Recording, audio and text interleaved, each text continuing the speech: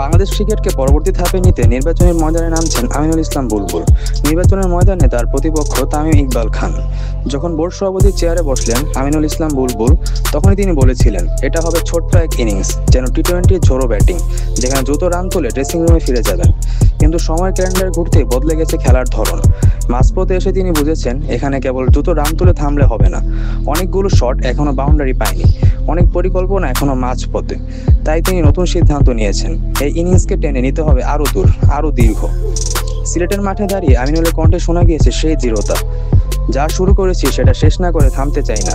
Quick ইনিংসটা এখনো শেষ হয়নি, যদি সুযোগ পাই টি-20 থেকে 50 করব।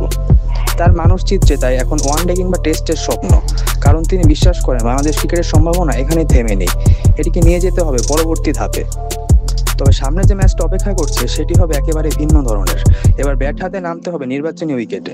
এখানে রান তোলা মানে হলো কাউন্সিলরের সমর্থন পাওয়া। ক্লাব নেই, তাই সে প্রান্ত বন্ধ।